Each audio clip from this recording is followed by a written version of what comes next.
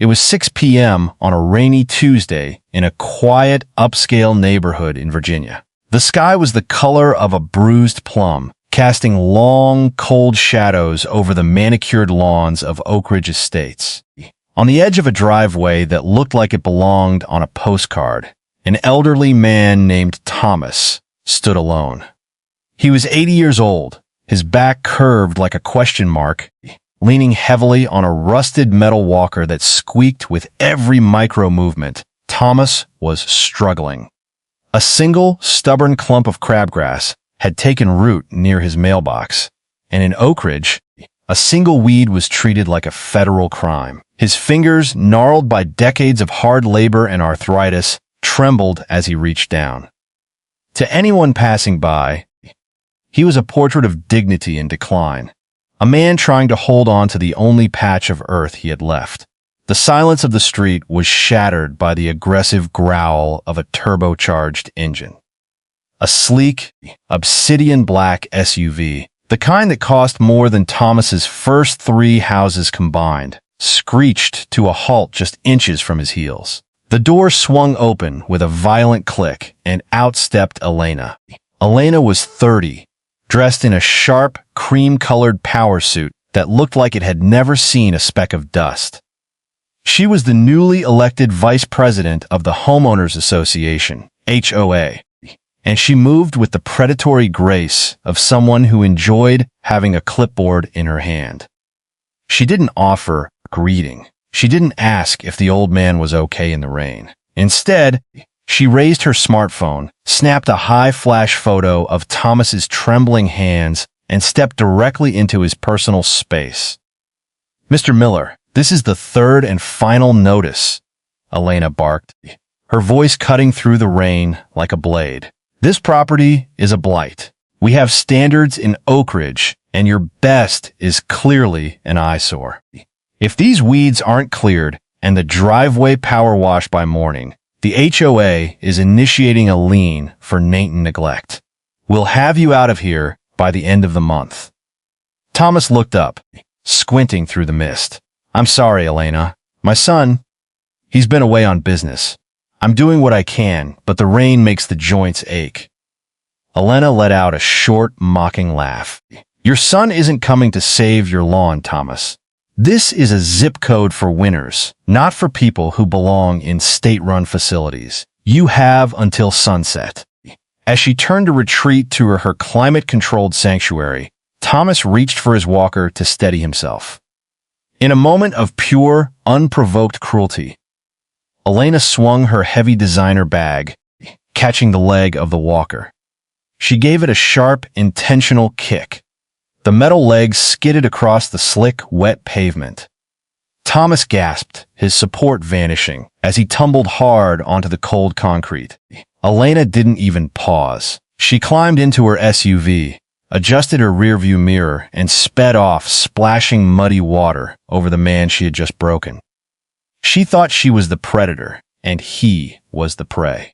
She thought power was found in a title and a luxury car. What she didn't know was that the business Thomas's son had been attending to was a secret swearing-in ceremony at the Capitol.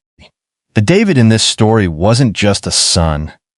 He was the city's newly appointed district attorney, and he was pulling into the neighborhood at that very moment with a dash cam that had recorded every single second of her inspection. The giant was about to fall, and the sound would be heard across the entire state. The rage bait catalyst is the engine that drives a viral story. It is the moment where the antagonist crosses a line from being merely annoying to being irredeemable. In the world of Oakridge Estates, that line was crossed under the gray, weeping sky of a Tuesday evening. Elena Vance stood over Thomas Miller, her shadow falling across his hunched shoulders like a shroud. She wasn't just a woman enforcing neighborhood rules. She was a predator smelling blood.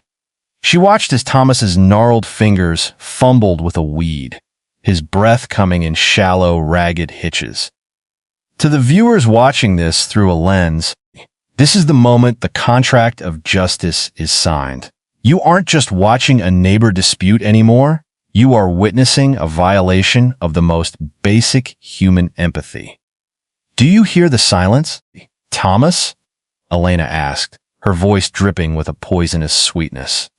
That's the sound of a neighborhood that has moved on without you. You're a relic. A broken piece of furniture sitting on a gold mine. Thomas didn't look up. He couldn't. His focus was entirely on maintaining his balance. I've lived here 40 years, Elena. My wife's roses are in that backyard. I'm not a piece of furniture. Elena's eyes flashed with a cold corporate fire. She looked at her diamond-encrusted watch. 40 years too long.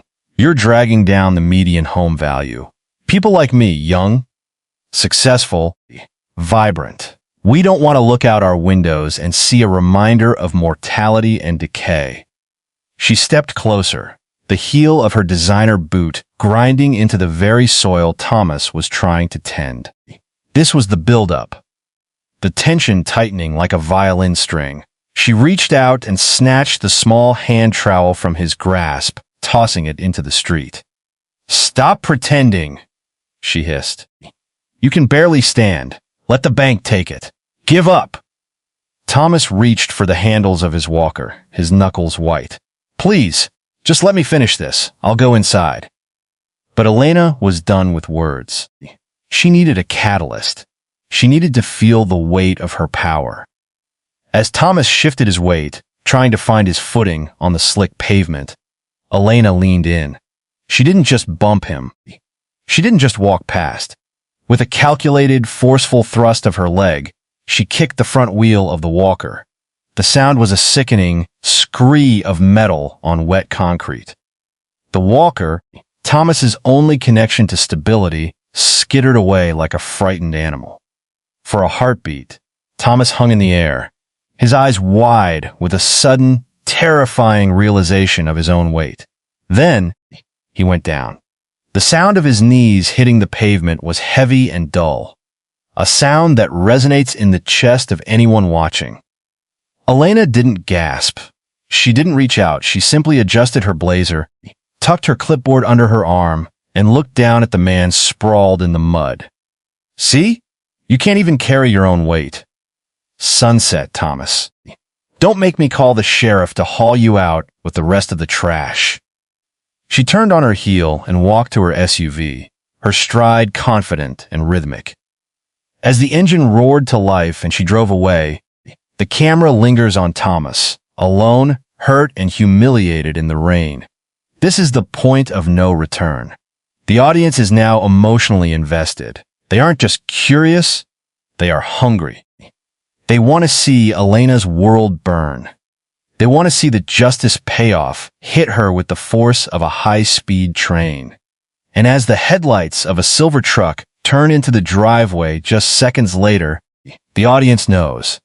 The predator is about to become the prey. The hidden identity reveal is the moment the hunter unknowingly walks into a trap of their own making.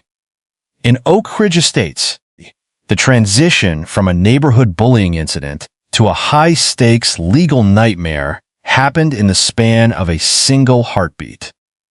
As Elena's SUV disappeared around the corner, leaving Thomas sprawled on the cold, wet concrete, the silence of the street was broken by the low, authoritative hum of a heavy-duty engine. A silver truck pulled into the driveway, its headlights cutting through the mist like twin sabers. The door flew open before the engine had even fully cut out. Dave stepped out. To the neighbors watching from behind their curtains, he looked like any other man coming home from work. He was tall, built with the solid frame of a former athlete, wearing a sharp, charcoal gray suit that fit him with military precision. But it was the gold pin on his lapel, a small, discreet crest of the city's Justice Department that signaled the shift in the atmosphere. "Dad!" David's voice was a low roar of alarm. He was at his father's side in seconds, his expensive suit trousers soaking up the muddy water as he knelt in the grime. He lifted Thomas with a gentleness that contrasted sharply with his sudden, terrifying intensity. Thomas gripped his son's sleeve, his voice a thready whisper. "The lady from the board," she said. "I have to leave, David." She kicked the walker. I couldn't hold on. David didn't explode. He didn't scream. Instead, a terrifyingly cold stillness settled over him. This was the hidden identity in action. Elena saw a black man in an old house and assumed he was powerless. She didn't realize his son was the man who held the keys to the city's courthouse.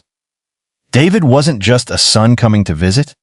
He was the newly appointed district attorney, sworn in only 3 hours prior. He helped his father into the house, but he didn't stop to make tea. He walked back to his truck and pulled a specialized tablet from the console. He tapped a few icons, syncing it to the 4K doorbell camera he had installed for his father's safety months ago. On the screen, he watched the playback. Elena's sneer, the verbal abuse, and the calculated, cruel kick to the walker. "Assault on a person over 65, David muttered, his eyes tracing the legal statutes in his mind. Trespassing with intent, predatory litigation, violation of the Fair Housing Act. He picked up his phone. He didn't call the HOA. He called the chief of police directly. "Chief, this is David Rhodes. I'm at my father's residence. I have high-definition footage of a felony assault in progress. I need a forensics unit, a patrol car, and a warrant for the digital records of the Oakridge HOA. Now, the power shift was total. The bullying was over. The prosecution had begun. The next morning, the neighborhood didn't wake up to the sound of birds, but to the rhythmic strobe of blue and red lights. Elena, thinking she was arriving to hand Thomas a foreclosure notice, pulled up in her black SUV, looking triumphant. She saw David standing on the porch and assumed he was just another troublemaker. "I told the old man sunset," Elena shouted, stepping out with her clipboard held like a shield. "You're trespassing on HOA-managed property." David stepped down the stairs, holding a folder of his own. "Actually, Elena, you're the one trespassing on a crime scene. I'm David Rhodes, the district attorney for this circuit." He held up the tablet, the video of her kick playing on a loop.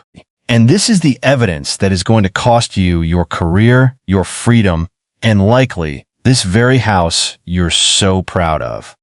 The look of realization on Elena's face, the moment her arrogance turned to pure, liquid terror, was the ultimate payoff. The unassuming son had just become her judge, jury, and executioner. The visual evidence in Oakridge Estates wasn't just a recording. It was a digital cage. In the viral world of justice storytelling, this is the gotcha moment.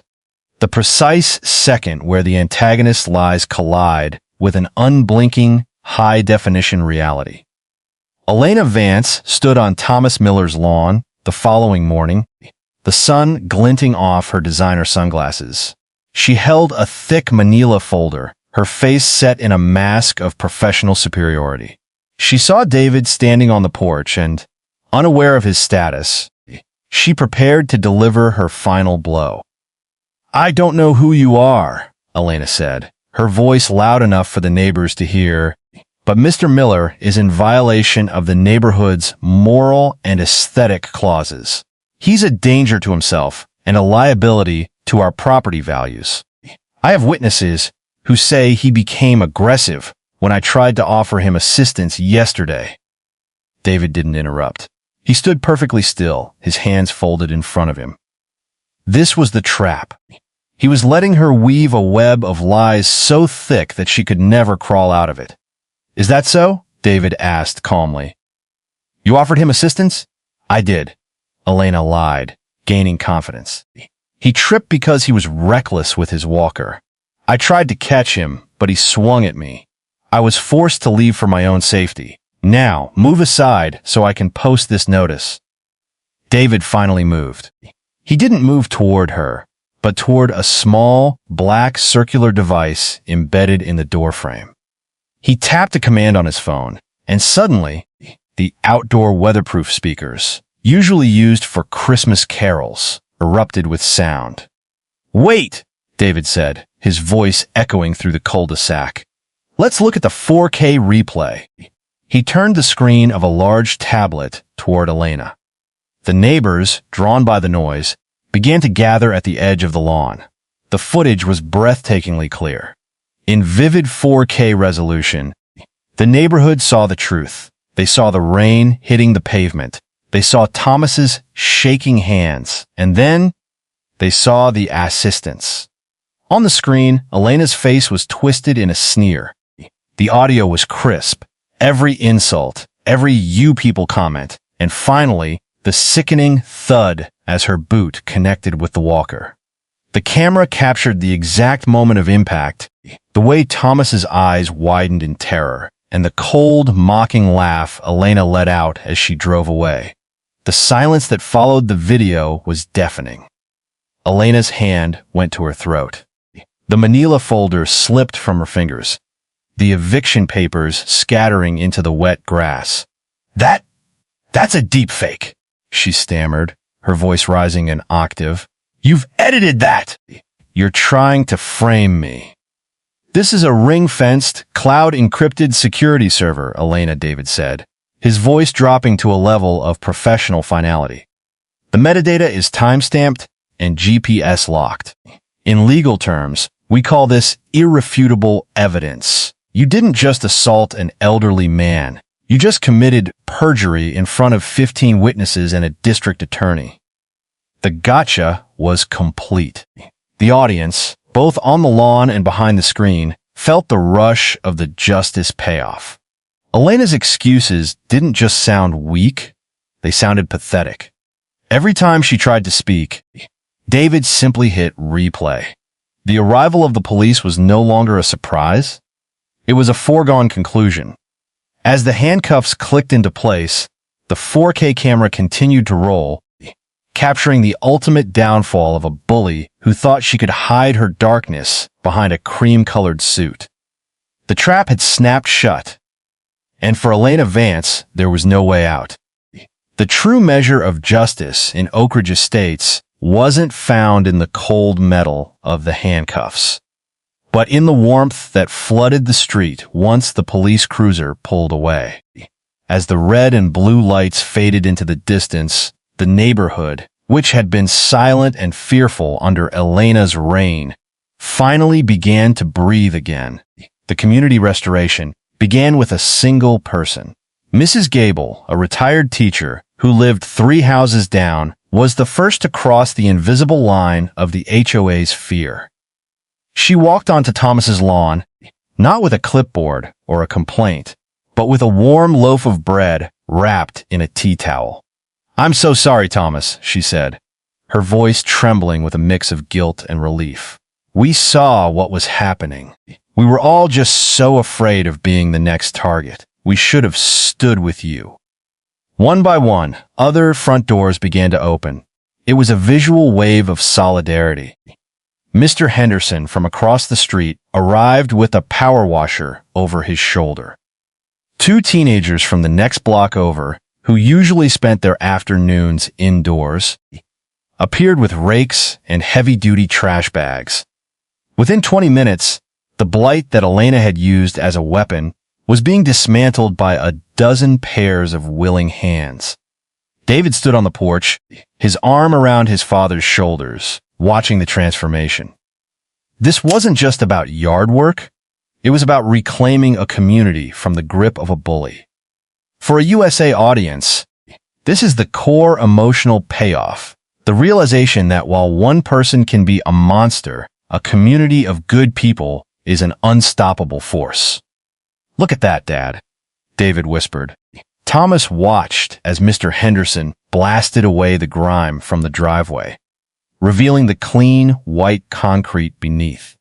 He watched the teenagers laugh as they competed to see who could pull the most weeds.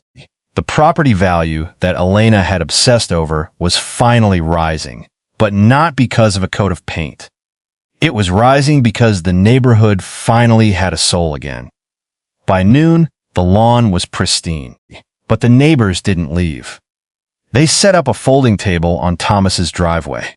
Someone brought out a cooler of lemonade, someone else brought a stack of pizzas. It turned into an impromptu block party, the first Oakridge had seen in years. Neighbors who hadn't spoken in months were now trading stories, realizing they had all been victims of the same corporate arrogance. The climax of the restoration came when the youngest neighbor, a 6-year-old girl named Maya, walked up to Thomas. She was holding a small, vibrant pot of yellow marigolds. "For your porch, Mr. Thomas," she said with a gap-toothed grin. "So you have something pretty to look at." Thomas took the pot, his eyes misty. "Thank you, sweetheart. It's the most beautiful thing I've ever seen." This moment provides the feel-good resolution that triggers the audience to hit the share button. It's the social proof that goodness wins. As the sun began to set, the same sunset Elena had used as a threat, it didn't bring darkness. It brought a golden light over a street where people were finally looking at each other instead of their lawns. The video ends not on the image of a criminal in a cell, but on a wide shot of a diverse group of neighbors standing together on a clean driveway, centered around an old man who was no longer alone. The message was clear. A house is made of bricks, but a home is made of the people who stand by you when the rain starts to fall.